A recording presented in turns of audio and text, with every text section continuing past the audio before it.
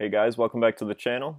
I'm Patrick Zimmerman, and today we're going to be talking about educational savings accounts and how to get your children as well as other kids in your family, whether it be nieces, nephews, or cousins, in the proper position to be able to attend college without having to take out student loans and go into debt themselves. This is baby step number 5 in Dave Ramsey's Total Money Makeover. Don't forget to like and subscribe.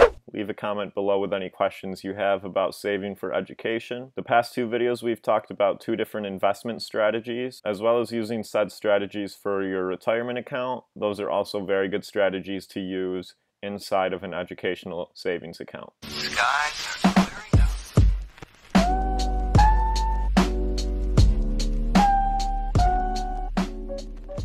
There's a few different types of educational savings accounts which can benefit you and your family. There are 529 plans, which we will not be talking about today. The reason we're going to talk about Coverdell educational savings accounts instead is because they offer a lot more control on your part in what you choose to invest in, and they also offer better tax benefits. So the Coverdell educational savings account has a few different criteria which you must meet in order to take advantage of it. And likewise, there are also a couple rules you must follow when contributing to it. So in order to qualify to open an educational savings account, commonly known as an ESA, the contributor's single income must be below $110,000. If you're married, the income of you and your spouse must be below $220,000.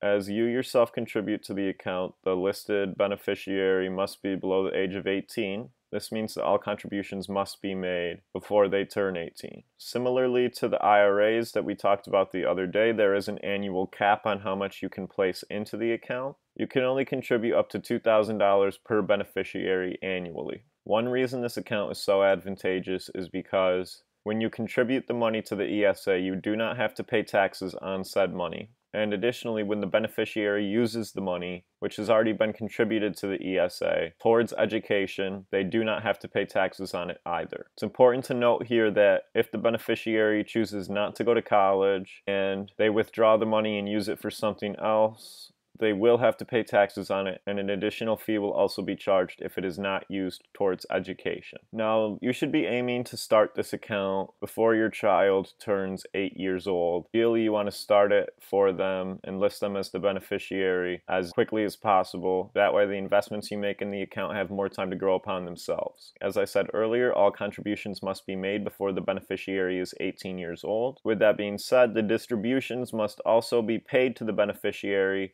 by the age of 30. The money in this account can essentially be used for any listed education expenses which the beneficiary has. I believe it's advantageous to start the account when the beneficiary is younger because in addition to using the money to save for college, this money can also be used towards primary and secondary school expenses.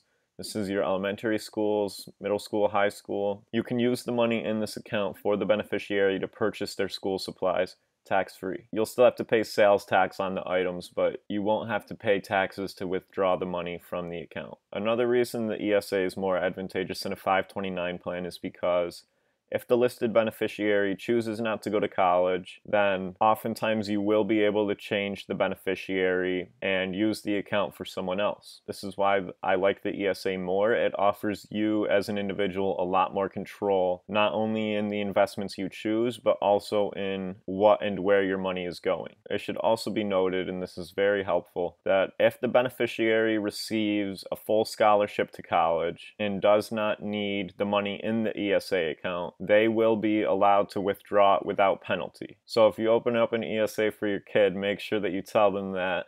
It might be a little incentive for them to get great grades in high school. How do you go about opening up an ESA? It's not necessarily something you apply for online, but similarly to opening up a retirement account, an IRA, you would go to your brokerage and open up said type of account.